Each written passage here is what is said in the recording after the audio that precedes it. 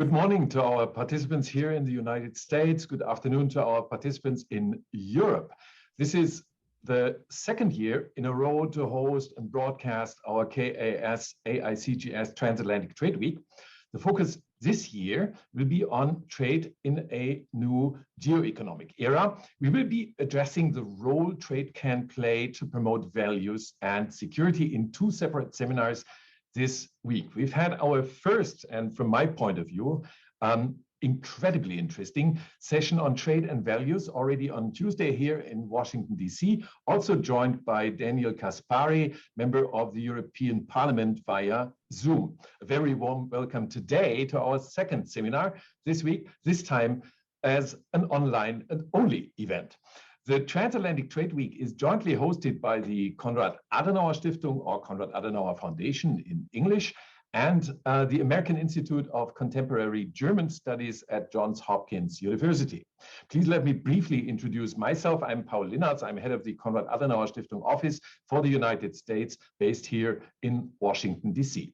Today's topic is about trade and security, and we have an impressive group of experts here to discuss how different trade-related policy options can be utilized to promote and secure more equitable economic growth through trade.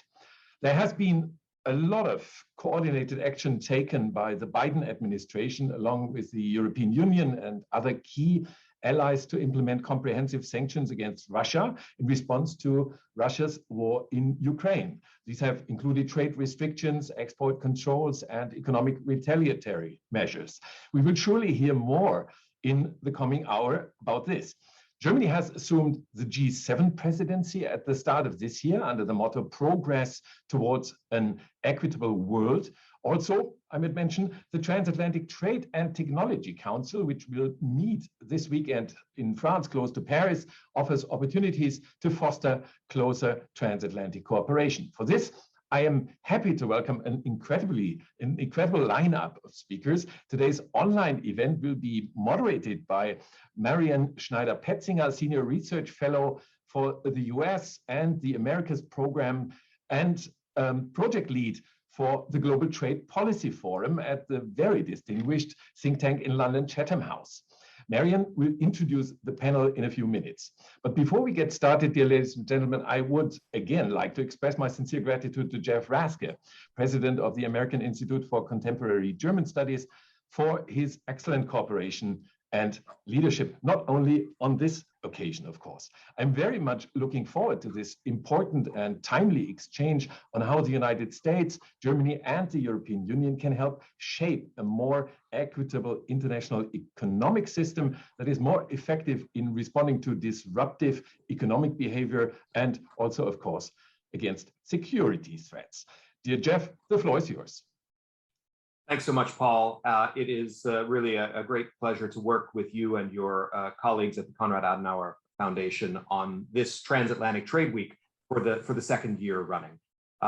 As Paul mentioned, we are talking about trade and security today, and I think the Russian war in Ukraine is reminding all of us of the ways in which our international security objectives need to be synchronized with our economic and trade policies. And so today's discussion provides us an opportunity to talk about how best to accomplish that.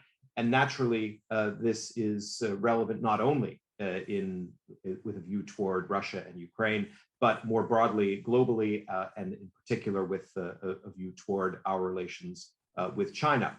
So with that, I would love to just get out of the way and give the floor to Marianne Schneider-Petsinger, who I would add, in addition to her role at Chatham House, is also a geoeconomics non-resident fellow here at AICGS, of which we're very proud. And Marianne, please, why don't you get us started? And I'm really looking forward to the discussion. Really looking forward to the discussion myself. Again, we've already heard that over the past year, the US and the EU have really made progress on resolving some of the bilateral trade tensions that have been lingering for years, whether it's over subsidies or the steel and aluminum tariffs. And it's been quite positive to see not only this greater harmony, but also the creation of a new mechanism to foster transatlantic cooperation in particular the US-EU Trade and Technology Council, where we have the next ministerial meeting just happening in a couple of days in Paris. But while this Trade and Technology Council was set up to drive forward future-oriented vision and also governance of emerging issues, much of the bandwidth is actually being taken up by the immediate challenge of Russia's invasion of Ukraine. And so it's in this context that the session today will look at the future relationship between trade and national security. I'm joined by a very distinguished panel, starting with Erik Brattberg, who is a senior vice president in the Europe practice at Albright Stonebridge Group. I'm also joined by Laura von Daniels, head of the Americas Research Division at the German Institute for International and Security Affairs. Julia Friedlander is with us. She's the director of the Economic Statecraft Initiative at the GeoEconomics Center at the Atlantic Council. And I'm sure it's no secret, will take over as CEO of Atlantic Brücke in June. And last but not least, Peter Rashish from AICGS, the director of the Geoeconomics Program.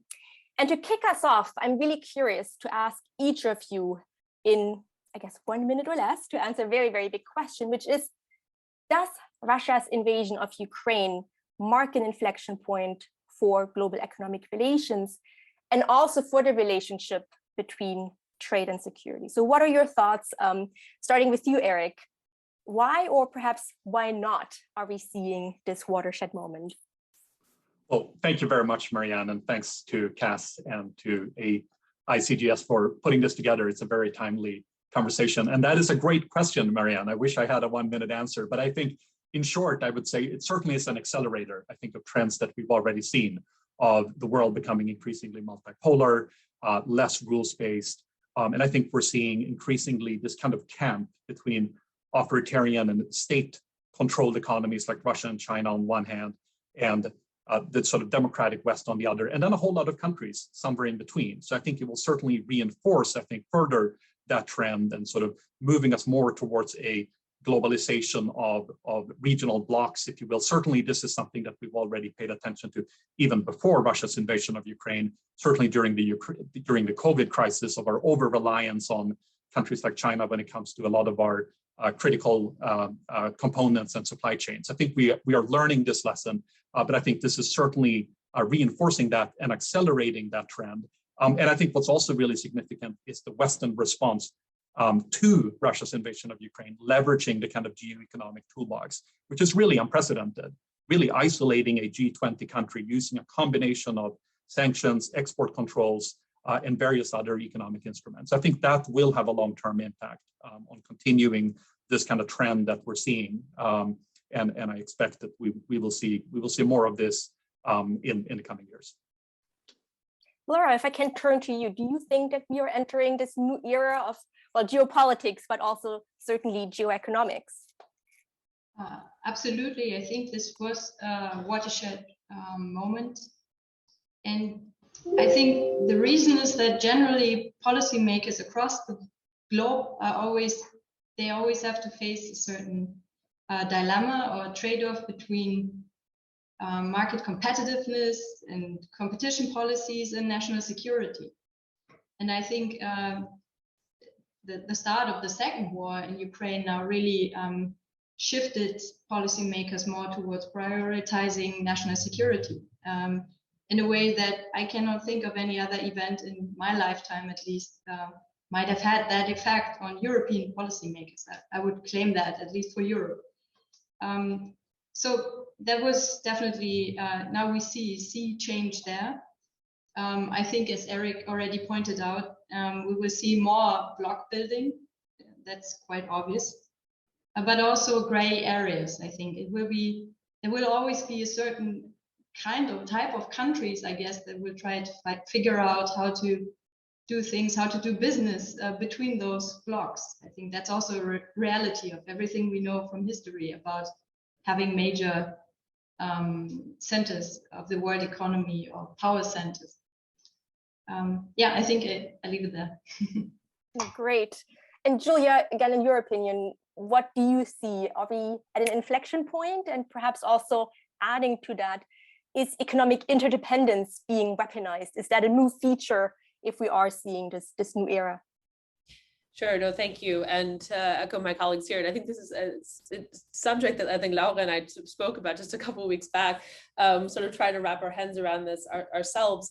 For me, and for over the past 5 years, I've sort of come to a personal analysis or conclusion that we're shifting to a world where the balance of power and the determination of an asymmetric power between nations will be determined. Obviously the war on the ground shows that hard power is by no means gone, but that we're moving into this sort of asymmetric, but also so ill-defined world of regulation and finance and supply chains, right? That are shifting and going to give different blocks of countries, as Erik says, different forms of power over each other. And I think that my other observation about the current crisis is that this could be an ultimate test for just as we're all gearing up and the EU is really sort of coming into its own as a national security actor in many ways, that this could be sort of a test case for, well, we attempted to use the power of our financial markets to interdict a war, right? So the ultimate test case for geoeconomics in many sense, and again, weaponizing interdependence, which is a phrase I've tried not to use because I hate using military words for financial regulation. I mean, come on, guys. But this actually is a test case for whether that works. And if we end up in a situation where we have set Russia back a decade, right, isolated it, beaten it down economically, but Ukraine is largely destroyed, or large parts of it are destroyed. There's a festering conflict in a third of the country. Can we really say that that all of it was worth it, right? That this is the tool that our policymakers should be looking to as a first resort the next time something comes around? Or are we just creating global distortions that in some ways will blow back in our face in ways we probably don't even know yet? And have not made the situation tactically better. So for me, this could be a real sort of watershed moment, not only for the expansion of these tools, but potentially also their restriction, right? If we see them not deliver. Fascinating. So certainly a test case. And Peter, your thoughts on whether trade is taking a geopolitical turn? Are we at a watershed moment?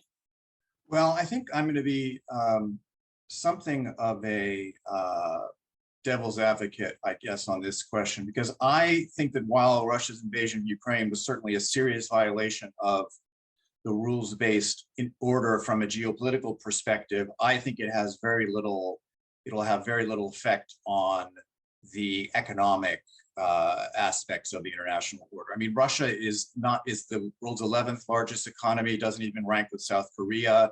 It's one that's based on natural resources. It plays a role that is not anywhere near the role that China plays in the global economy.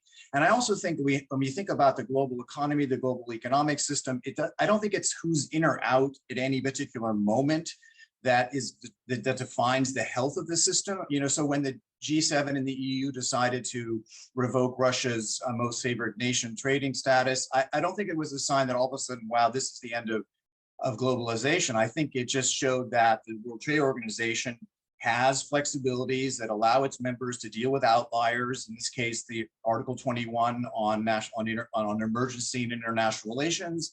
These countries, called on those flexibilities.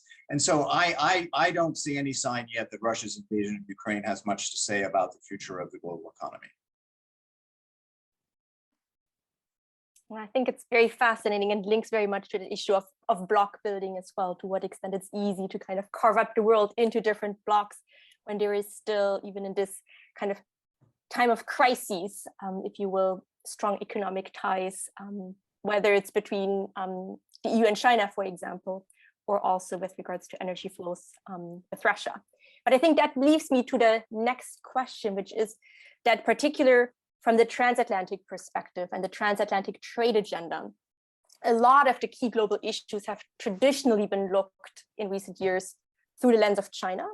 But the reality today is that a lot of this is coming up again with Russia and Ukraine. And to what extent do you think, again, some of the key priority areas or the target areas of some of the recent transatlantic initiatives for the TTC, for example, to what extent, again, do you think that there is a larger framing there around bilateral issues, but also global issues for transatlantic engagement on trade? So Erik, if I can start with you again, what do you see as the key priorities beyond Russia's invasion of Ukraine for the transatlantic trade agenda?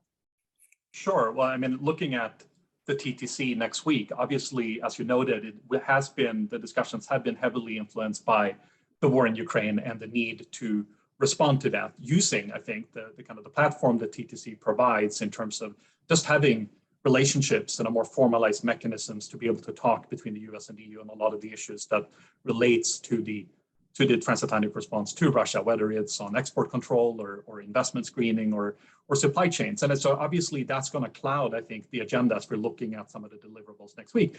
But I actually think they have broader relevance beyond just going after Russia. And I think to Peter's point, it is true that certainly Russia is not China, but I think the Western response to Russia's invasion of Ukraine and leveraging these kind of geoeconomic tools in the context of the TTC have much broader relevance beyond Russia itself. And I think they have a significant relevance in how we deal with China as well. Being able to work on things like outbound investment screening, for instance, which is something that Europeans were very reluctant to talk about, and something that even here in Washington, only a year or two was something that people were very skeptical of. This is now on the agenda. What we've seen in terms of the alignment on export control for high tech to Russia, I think has very significant relevance for how we deal with China today. And thinking about, again, reducing our reliance, our over-reliance on untrusted partner, whether it be on semiconductors or other issues, I think again has relevance for how we deal with China. So I think it is important that we deal with this geopolitical crisis, which is the biggest geopolitical crisis facing Europe in many, many decades, leveraging these geoeconomic tools. But let's not think that it's only limited to Russia. I think it is about our response to this more multipolar geopolitical world that we're living in. And I think that has far broader relevance beyond Russia and will inform and aid our work as we're looking to dealing with the China challenge over the coming years. And Peter, how do you see that question of Russia, Ukraine, and the China challenge interrelated? Well, look, I think that it's natural and right that the TTC weekend will look at Russia. I mean, there are definitely items that were already on the agenda that will be useful for dealing with Russia's invasion of Ukraine and also for handling the kind of challenge China presents. Erik mentioned some of those export controls, FDI screening. But so I think it's, if it turns out the balance is a lot more on Russia than we would have expected a few months ago, that's of course quite understandable. But looking a little longer term, whether it's the transatlantic, or whether it's the US-EU Trade Technology Council, or whether it's in other more informal fora, I think it's important to keep the systemic economic rivalry with China, front of center, because I think that in this decade is going to be the factor that provides the key dynamic in international relations. And I also think that it's in the US and EU interest to sort of keep that dynamic as the main the main driver of international issues. We don't want the rivalry with China to spread into the geopolitical realm, and we should be spending a lot of time on finding a way to sort of balance the increasing elements of systemic economic rivalry with what are still mutually beneficial economic elements of economic interdependence, even if we need to reduce that interdependence, for example, through having more diversity in supply chains. And we need to find ways to push back against China's challenge to the sort of liberal economic order that we've had over the last 75 years. I don't think we're anywhere at the point yet where we should say that we're in some kind of the geopolitics have trumped geoeconomics in the way we should look at both international relations in general and China specifically. No, thank you. And again, for framing it around that systemic economic rivalry as the key challenge and those interdependencies that again have been highlighted not just by Russia, Ukraine, but also in the wake of the COVID pandemic. But as we're also kind of seeing countries increasingly turn away from fossil fuels, do you see that there is a risk that as countries are shifting to renewables, it actually increases the risk for dependencies on China, because China is so critically, for example, in solar supply chains? So do you think that there is, again, shifting one dependency for another dependency? Perhaps, Laura, that question to you. Well, I'd like to think of the European Union and in particular Germany as a competitor of China in that respect. But I mean, of course, you enter all of these various trade-offs, as we see in the energy embargo discussion now in Germany. We had a plan for reducing carbons, and then everything changed, and so the whole sort of policy plan over the next 5 to 15 years that was laid out by the Merkel government just fell apart, right? So quickly now we have to readjust. But the good thing about the situation now is it shows that, again, something we already know from history, crisis can be an incredible source of change, and in a way that I wouldn't have expected from my own German policymakers to rethink, to actually place money into and change the course of policy, not just rhetorically, but by investing or reinvesting. And we need to do this on a European scale to have any effect on the global economy, I guess. That's another obvious thing we have to keep in mind. So yeah, in an interdependent world, of course, we always have dependency to a certain extent. But I think the main policy lesson for us in Germany was that particular policy dependencies or resource dependencies shouldn't go beyond a certain threshold, as is obvious in the case of gas dependency from Russia now. So probably what we will see in the future is more of an adjustment in that sense, that diversification of resources just as much as diversification of our own investments in other places of the world. I'm not sure this will lead to a better world and make us more sovereign and independent, but I hope, at least I think there's good evidence that this could be a way to go. So in a way, are we seeing kind of two-speed global trading system emerging? And if so, are there risks and opportunities? Julie, let me bring in your thoughts on that question, and perhaps also additionally to that, any thoughts you have on secondary sanctions. Do you think that that's going to be becoming an increasing tool in international trade as well, particularly in the context of Russia, Ukraine, but also China, linking that again to that question? Sure. I mean, so first, I mean, just a couple comments on TTC more broadly, in that I think it is very sort of, and I know it's a predominantly American way of viewing things, specifically in a sort of conflict terms. First, the much more comfortable with saying that the TCC is a transatlantic agenda against China. Now very comfortable saying, well, look, we can, we've set the model on Russia now in a sort of wartime COCOM scenario and export controls. Now let's transfer that back to the thing we thought about in the first place. But I think that, but I would caution that, because I think that there's a certain myopia of Western focus, right? So just because we've decided today that the headlines should focus on Russia, as CNN is showing, brutal footage in Ukraine every day. If I travel to other countries, the news doesn't show Ukraine, right? And so I think what it's important here with the TTC is to realize that, the conflicts that we foresee are Western conflicts and a Western lens, right? That shifts according to our own priorities. What the TTC really is about setting global standards on transparency, on fair market access, things that, let's go back to that, to the sort of global norm setting, right, in the transatlantic sphere, and realize that this is an opportunity to deconflict with each other and set these sort of in these 10 different working groups, a way that at least, US and EU systems will not diverge. Maybe they won't converge entirely, but at least they won't come in conflict for each other, and sort of ensure this normative process, regardless of what conflict we're dealing with, right? So I think that there's that's what I would like to see.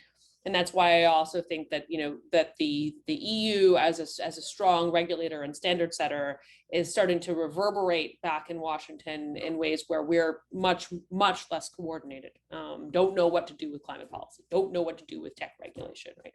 And to be very, very blunt about it. On the idea of secondary sanctions, okay? I mean, secondary sanctions are shorthand for failed multilateralism. Okay, and I know that that we're starting to see, Janet Yellen say things like we're looking for plurilateralism and friendshoring, and Kathy Tai say globalization 2.0, acknowledging that there are going to be these a little more regionalization of not only of trade flows but also of capital markets, right? Which is scary in a lot of ways, and we don't really know where this is going. Secondary sanctions are extremely dangerous when the United States uses them. We have seen in specifically in the Iran context, but also in certain areas of our Russia program, that they create distortions in the global economy. They help create axes of resilience and resistance between countries that are targeted. They also hold our friends beholden to things that they haven't signed on to. And there are political as well as very technical reverberations on that. I think that in the Russia context, we may see that coming out of a potential Republican Congress, looking for other ways to look tough, to compel countries to be tougher. And also to needle a democratic administration. But I think that's it's a very dangerous moment to consider that, knowing that this is the West's financial war, and that India, China, Mexico, Brazil all have different priorities, which are legitimate ones. And that compelling them to, or trying to compel them out of dealing with Russia is not necessarily politically tenable for the United States, nor is it a financial decision that we can really compel a developing market into doing. If India can negotiate a $35 barrel of Russian oil for 1.4 billion people, many of whom live in poverty, what is that our judgment to make? And so, but again, also think about the levers that China has right now, not really walking a very fine line with many internal problems, looking at Russia and saying, this is not a good investment. Why would our central bank issue them a swap line? Why would our commercial banks issue them a line of credit? Purely from financial terms right now, right? So the more you press them, the more they're going to be compelled on some level, I assess, to show some sort of fealty, right? To put a little bit of meat behind those, all those bilateral agreements that otherwise could just be a piece of paper, right? So let's not give them incentive to fill that out. Fascinating. And again, let me just briefly stay on the topic of sanctions for a moment, because we have a question there that's come in from participants. And again, let me just also take this moment to say, if you do have questions for our panelists, please put them in the Q&A function, and I'll try to get to as many of them as possible. But the question on sanctions is, given the global impact of sanctions imposed on Russia and China and the continued tensions between the US and China, do you have any thoughts on the use of cryptocurrencies as a competitive alternative currency to the US dollar? And again, Julia, perhaps you can briefly discuss that. And if any of our other panelists have thoughts, I'll bring them in. But let's stick on the topic of sanctions for a moment, because I think there is an important element there before we go back to the TTC and linking it also to other forums. Sure. I mean, look, this is a very good question, and and I'll try to be brief here because I have a little bit of a soapbox on this one. But I think, any new technology can be abused by illicit actors, right? It's because, especially when in Western economies we allow innovation to precede regulation, and that's certainly true in the United States. Just figuring out how to regulate cryptocurrencies. I came from the Treasury Department predominantly in the U.S. administration, and I can tell you that when I left just 2 years ago, there were like 3 people thinking about crypto. So, I mean, it's really from the government perspective, but also from the regulatory perspective, we're in catch-up mode. So that means that you're leaving gaps for those who are trying to move money undetected, an opportunity to try to do so. But if you think about crypto, whether it's a cryptocurrency like your Bitcoin coin or your Dogecoin or whatever coin you want, or a stable coin, right, which is a fiat-backed digital currency, taking a bit of a dive this week, or some version of a central bank digital currency. All of those things are going to be traceable, whether it's along distributed ledger technology on the blockchain, by regulators, by intelligence services. If it's a digital currency, there's a digital footprint to someone. And that, to me, if I were, a money launderer, I would not do that. I would say, look at this amazing, amazing web of money laundering that has worked so well for me in the past, that has become increasingly more sophisticated as we have become increasingly more sophisticated with sanctions. And so if you can use multiple offshore jurisdictions, layered shell companies, trusts and company service providers, anything like that, that is still going to remain a much better way to evade sanctions. And I can guarantee you there's a lot of it going on and there's no way to stop it than crypto. But of course, that we are sanctioning crypto providers for doing these certain things. But again, it's on the margins. On the margins, which I guess is the positive side of things, but obviously if you combine that with your comments around the real long-term concerns, then other challenges on the horizon, which I'm sure the TTC, the US-EU Trade and Technology Council, will have to pick up at some point, but for now the agenda is quite full. And again, a lot of the issues that are on the agenda for the TTC are actually of global nature. So Laura, if I can bring you into this, what do you think the opportunities are, and perhaps also the challenges to link up those discussions that are really a forum for the US and the EU with other key actors, whether it's the UK, whether it's Canada, whether it's Japan?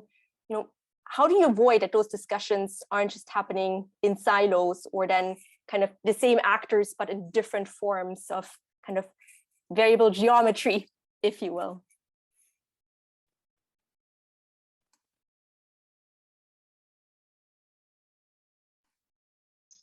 Laura, are you with us? Yes, you are. yeah. Okay. Sorry. How do you make sure? I think there are obvious fora to make sure, like the Trilateral Commission. I think it's also pretty obvious that the US is not just talking to us in Europe, but also to partners and allies in Asia, of course, which makes perfect sense. So I think it's actually a positive sign that we see now, that if you take the example of digital policy, that there's at least a thought about creating a common standard, maybe not taking the European standard and then use it as an example, but having studied our sort of new standards here, maybe come up with an approach that would work for other areas, for a greater coalition of countries. And the US being the major power in the global economic system and politically, obviously, I think it's a good sign to see that it's taking on that leadership role. I think that's important. I think lots of areas that are being discussed in the TTC could be extended to other fora. I would really love to see the same discussions take place in the WTO.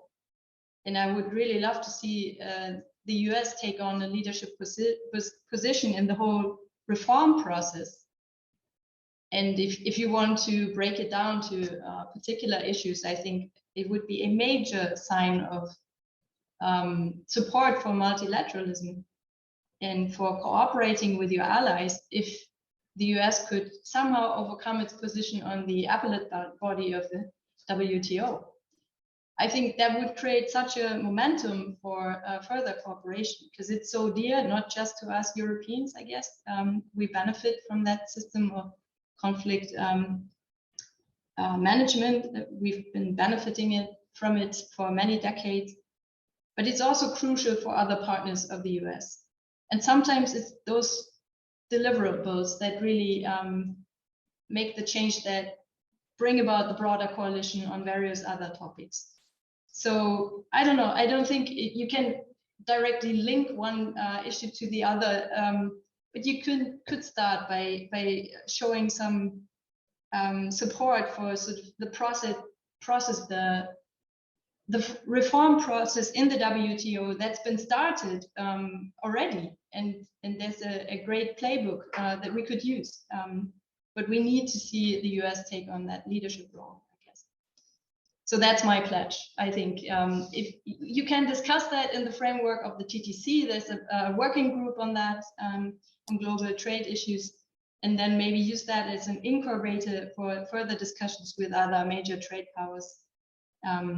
Yeah, and maybe if it's not the whole broad multilateral coalition, at least get plurilateral agreement or arrangement on the way. That would be a huge step forward, I think. Can I come in on that? Definitely. I was going to turn to you next, Peter. Okay, well, I was hoping, I guess. Look, I think, the World Trade Organization was, a magnificent achievement in global economic governance. There's no question about it, and it's our collective interest to try to maintain it. But I think it's also important not to think that the global trading system is coterminous with the WTO. I think that's a much too institutional view of what the global trading system is. And I think still at the moment, the global trading system that we have advances US and European security interests, right? Because it's of the sort of liberal rules-based basis it has. But it's also true that the collection of bilateral trading agreements and regional agreements and even more informal things also make up the global trading system. So, Julia, you mentioned Secretary Yellen's speech. It was an interesting speech, and interesting to see the Treasury Secretary talk about plurilateral agreements. But I mean, I don't think that we should be shocked by that. I mean, first of all, we have plurilateral agreements that are either in the WTO or partly or all the way. They don't have to be in the WTO to start with. I think that, for example, going back to what Laura said, a plurilateral agreement that the US and the EU, or maybe through the trilateral initiative with Japan, reach on subsidies and state-owned enterprises, that's great. It adds more high standards and rules to the global economy, which maybe we then open up to others. I don't think that's a threat to the WTO. I think it's something that's in parallel to with the WTO until we can bring things into the WTO and find reform. But even if that reform doesn't happen right away, things like that, I think, create advance US and EU interests rather than detract from it. And I think it's premature to talk about, kind of replacing the WTO with a kind of West-only organization. I think we should, try to fix the WTO, but before we have something else to replace it with, let's work on how we can find other ways to advance our interests alongside the WTO as opposed to sort of instead of the WTO. Erik, I also want to give you a chance to come in and perhaps that broader question that's also raised by one of the participants. If our conclusion is that we need to reduce our reliance on less reliable partners, how do you actually go about that? And if there are, again, key challenges facing the ideal form, which would be the WTO, what other mechanisms could be used? The TTC, but perhaps the TTC plus? No, it's a great question. And I think the risk is that we all try to reduce our own dependencies and we end up collectively weaker. It needs to be a coordinated effort. And I think the TTC serves a useful role in coordinating it transatlantically, but you can't do that only with the US and the EU. if you're trying to reduce dependence on semiconductors from China, you need to work with the relevant Asian countries, Korea, Japan, Taiwan, and others, and bring them into the fold. So there needs to be either in the TTC needs to be some kind of docking station to bring them in, or some kind of separate, maybe less formal arrangement to do so. So I think that's really important. I think currently those conversations are taking place, but it's still quite fragmented, and it needs to come together. Maybe around the G7, you have some of the relevant players. You can have some of those discussions, but you also need to bring in the other ones into the fold. But I think it's also, just more broadly, I think it's been interesting to note in the response, by the way, to the Ukraine crisis, how this has not just been a transatlantic response. It has had, I think it's really significant that, for instance, Japan has been really playing a very active role, including on sanctions, and including on the oil embargo, for instance. I think it is fair to say that it is broader than just transatlantic, and we need to keep building on that. And I think that's a key priority, again, to Peter's point and what others have said, not to replace the WTO, but to promote the rules-based order, but also to come up with the ideas. And that's what I think the trilateral EU-US Japanese partnership on WTO reform has been very useful in. It's being kind of an incubator for coming up with those ideas, putting them to the table. But we need to be more active, and the US needs to be more active in the trade space as well, which is kind of a blank hole currently, as we are doing so much on all these other areas. Trade policy, I think, is still very, very uncertain what direction the administration wants to take. But maybe Julia has other views and insights on that as well. Julia, did you want to come in? If not, there is one question on Japan specifically. Go ahead, so please, perhaps, Erik, you can answer that one first, and then I'll go back to Julia. But the question is around Japan's lack of homegrown energy resources and the need to diversify its base of suppliers in all hydrocarbons, coal, and even nuclear fuel. And what does such an imperative do for Japan politically and strategically to continue to deal with Russia, but also with Iran and other political outliers, especially when China has no compunctions in dealing with such rogue states? Yeah, I'm not an expert on Japan, so I defer to others. But I think it's worth noting that clearly, it's a challenge when Europe is trying to quickly reduce dependence on Russian fossil fuels, while, of course, many other countries in Asia, including Japan, remains dependent on oil and gas and are vying for those contracts. So I think that remains a challenge.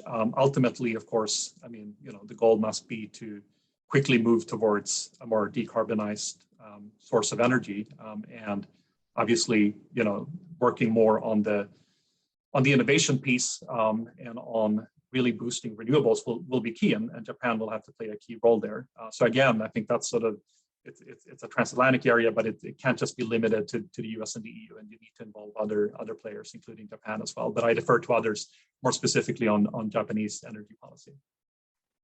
If anybody else wants to come in, do let me know. I think it's also linked to the other question, looking at the spillover effects, if you will, of all of this, from global energy to food prices rising to, broadly speaking, the global economy very much on shaky grounds. And what do emerging economies make of this? On the one hand, yes, Western sanctions, are they going to be blamed as the main culprit on this?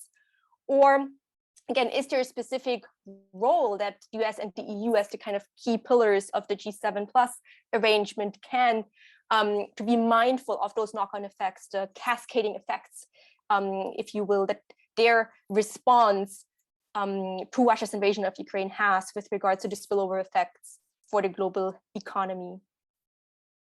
Julia, did you want to have an intervention? Yeah, no, this is Tobias's question, I think, in the chat. I mean, it's a very good, I mean, it's I think what this goes to show is when you use, when you use international markets to stand in for as a hot actor in a conflict that is being fought between two neighbors with a land border between each other, you're playing with great asymmetries, right? And you can't, I mean, the timeline for sanctions and export controls to have a political effect is never going to be the same as one you might assign to a military timeline. And so but at the beginning of the conflict, right, we thought that, that we overestimated Russia, we underestimated Ukraine. And so we were going to use means that, were to go straight to the top of the escalation ladder And there wasn't time to play this sort of choose your own adventure economic analysis. I mean, again, like, I don't even know who in the US government, I mean, it would be have been assigned to different agencies to sort of play out different scenarios. And, you know, parts of the Treasury do this, parts of the White House do it, parts of the intelligence community do it. All of that was not possible in the time frame that we gave it, which means that the economic impacts are in some ways unknowable. Right? You can say, you know, developing markets are going to see sovereign debt crises sort of already mounting as a result of COVID, sort of roll downhill in combination with rising fuel prices and lack of access, or at least very expensive access to basic foodstuffs. And this is, I mean, this is part of, I mean, I think that you see the US administration coming out with a lot of, I'm not going to call them propaganda videos, but I'm sure maybe Russia will see them as propaganda videos that say, look, this food crisis was caused by Russia, right? Your lack of sunflower oil is because of Russia. It's not because of sanctions in response to Russia. Now, you know, if you maybe the political nuance of that won't be lost on everybody, but it will be lost on a lot of people. And to be quite frank, our pressures on the economy, on the global economy, contribute to this, right? We're dealing with globally traded commodities. Grain is a global traded commodity. Oil, by the way, is a global traded commodity, right? If you try to push Russia completely off of the market, you're creating global distortions that you have to own. Right, you have to own this, and so what do we do about it? You know, I think that we're going to end up in a global credit crunch in the coming years. The IMF is going to have a lot of work to do. You know, credit issuing countries such as the US and the EU are going to have to engage in a large amount of deficit spending, not only to shore up our own economies, but then also to contribute to a global coordinated response as a result of this. And so again, if Peter says, you know, Russia is the 11th largest economy, but it's a petrostate. It's also the largest physical country in the world, and the interconnections between you know, between economies are just becoming more clearer by the day. If you take a pin out on one side of the world, it's like the butterfly flopping its wings. And so we are entering a period, I think, of a bit of economic unknowable.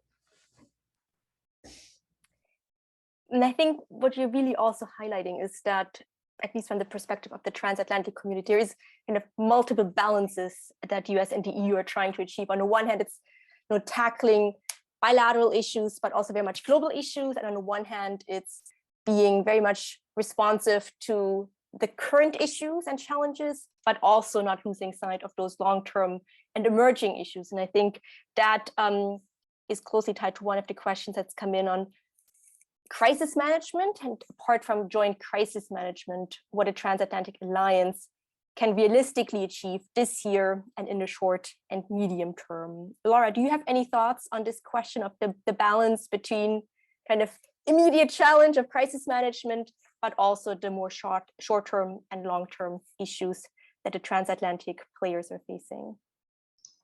Sure, just I wanted to add something on sort of the threat of sovereign debt crisis coming up, or distress, financial distress in the emerging markets and maybe low-income countries.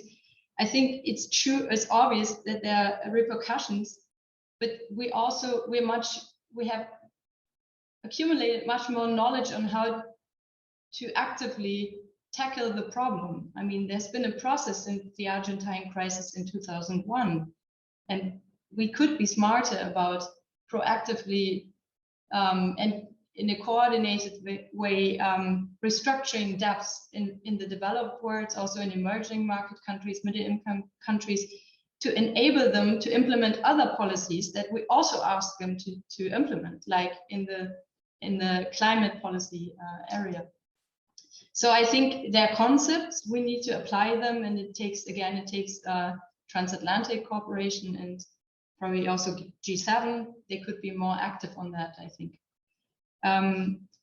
Now, with regards to the TTC, I think the immediate short-term deliverable would be to find some way of increasing cooperation on export controls. And probably from a US perspective, that would mean to take what's been done in the Russia context and use it in the China context.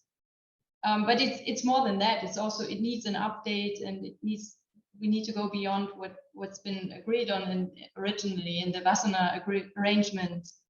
And we need to come to new common rules there. I think also definitions.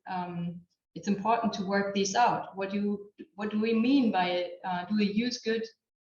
What's the difference between dual use and emerging and foundational technologies? You know, these details, they're important. So I'm perhaps optimistic that we could do that in the short term, but I think we have to. That's important. Of course, also cooperation on semiconductors is one of those areas. Getting our respective economies to be more sovereign in that sense, more independent. But there are other areas we should think about. For instance, harmonizing our actions in the area of human rights violations and sanctions. I think there's more cooperation possible between the US and the EU. It's been improving, but there are more things that could be done. And then it's been mentioned already, I think Erik mentioned it, outbound investment controls. My sense is that it's quite a controversial issue in the US. There's not just one position on it, but you actually have different bills or discussions on that right now in Congress. And I think you still need to create a certain awareness in the EU that this is a key issue and that we need to cooperate on that as well. But it can be done, I think. There would be obvious things I think that the TTC needs to chew on in the short to medium term. In longer term, I mean, an agreement would be nice, you know, but it's really difficult to even say the word transatlantic trade agreement without being yelled at. I think that's true for both sides. So yeah, we have to find a new long term. I think we need to find new ways of presenting the benefits of it and thinking about taking our constituency, our populations along. Yeah, with the aim of having a broader agreement, or at least a series of sectoral trade agreements. I think could be just as nice as having a huge agreement, the way we were planning on having it a few years ago. You're quite optimistic there that anything is going to materialize, especially from the US side of things. Nothing, I think, happening in the short term. But Peter, where do you think that balance between short-term issues and perhaps low-hanging fruit, but also long-term issues, and raising the ambition again for the transatlantic partnership on trade? So you're on mute, Peter. Two thoughts. One is that we need to balance the search for rules with the search for tools. And so we've spoken a bit about both of them, but I think it's good to be explicit about it. So I think, you know, new rules on you know, even if they're plurilateral, on things like subsidies and state-owned enterprises would be important in the China aspect, but also tools. I think in this case, you know, again, looking at the European Union as kind of in the avant-garde, you know, we ought to have a transatlantic anti-coercion instrument. It shouldn't just be at the EU level, because that would not only give it more legitimacy, but almost a more deterrent effect. If we had this toolkit of things we would be ready to use, that would tend to have, you know, deter China or others from doing things like that in the first place. So I think those are achievable a little more in the short term, and a little more long term. I mean, I think you can ask any, you know, senior military, you know, a figure that, you know, and that person will say that climate change is a security issue, right? It's also a values issue, but it's certainly a security issue. And my own view is that if we are not able to make trade policy and climate policy work together, we're not going to ever face up to the challenge of climate change. This is a bit longer term, but I think this is a case where rules are really important, where and the US and the EU can be in the vanguard of, for instance, creating a climate club which would say you've got to produce your goods and in a certain way that respects the climate, or else you can't be part of the club. And that would hopefully incentivize a big producer like China, which tends to subsidize, say, its steel production, and also tends to be sort of carbon intensive in most of its steel production, incentivize a country like China to be part of the club, be part of the solution. So, I think that's a case where something outside of global institutions, more informally, the US and EU talking first, getting others to be part of the club, that I think is an example of a bit of a longer term effort where you might ultimately bring those rules into the WTO, but they don't have to start there. And that addresses what I think is a serious security threat, which is climate change. Erik, your thoughts on this? Sure, I think a lot of great things have already been said by Laura and Peter. I mean, I think we'll get a lot of positive rhetoric and I think a strong statement coming out of the TTC next week, and a lot of new information sharing and new mechanisms and stuff like that. That's great. But I think the question that you posed, Marianne, is really apt, which is how do we build on this momentum to actually achieve something that's durable and impactful? And I think the timeline for doing that is pretty short. We have 2 years to really accomplish something that I think makes a difference. So, what is that? What can we realistically do, and how can we raise our level of ambition to do that? And I think some of the things that Peter touched on, I think is very important. I mean, coordinating on trade defense measures, whether that's on aligning our approaches to anti-coercion, dealing more with subsidies, dealing with procurement, those kind of issues. Shaping a more positive innovation agenda, doing much more on joint innovation S&T, on standard setting, on trustworthy AI, energy transition. There's so much more we need to do on our approaches, as well as the whole area of connectivity, promoting digital connectivity in other parts of the world, for instance. Maybe we should have, instead of having a trade agreement, maybe we should have a digital agreement instead, or focusing less on reducing tariffs and more about building the economy that we need tomorrow. Again, on supply chains, we need to invest much more in kind of the joint investment and innovation piece. And I think here the homework for both sides is really to kind of think about doing this jointly as democratic partners. I think on the US side, we need to talk less about Buy America, and on the European side, we need to talk less about strategic autonomy. We need to have this be more of a shared transatlantic innovation and competitiveness agenda, because we can't do it on our own. And I think TTC is a great vehicle for being able to have some of those discussions, but we need much more broader political buy-in, I think, to be able to actually make progress. And I'm somewhat concerned sometimes about some of the rhetoric to both sides actually pulling us in the wrong direction. So I think we shouldn't only look at TTC as the only solution. I think ultimately we need strong political leadership to make all these things happen. But the timeline for doing something again is quite short, and I think it's time to be ambitious and bold and try to build on the momentum that we currently have.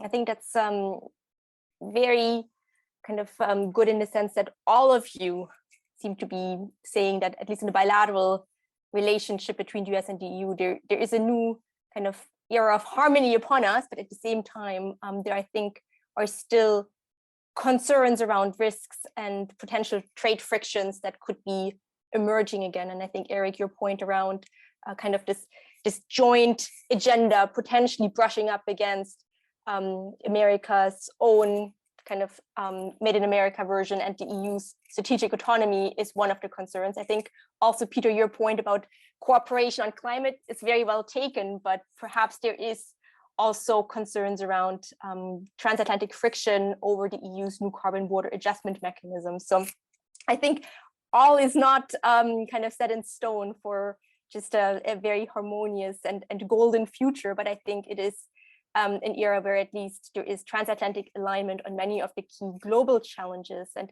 even if there isn't a momentum to move forward on the multilateral agenda, perhaps this new network of plurilateral arrangements and also more regional integration could work, where allied countries, and again, the US and the EU here as key pillars of that structure, can achieve not necessarily free trade, but secure trade. And with that, I'm afraid we have come to the end of our session. Thank you all again for this terrific discussion. Thanks also to our participants for some very, very provoking and thought-provoking questions. This has been a true pleasure to moderate, and also fantastic to have this event take part of the second year of a joint cooperation between AICGS and KAS, their Transatlantic Trade Week. So with that, I'm going to close the session, or perhaps Paul has some final concluding remarks, but it's been a true pleasure. Thank you all for joining us. Thank you all. Goodbye.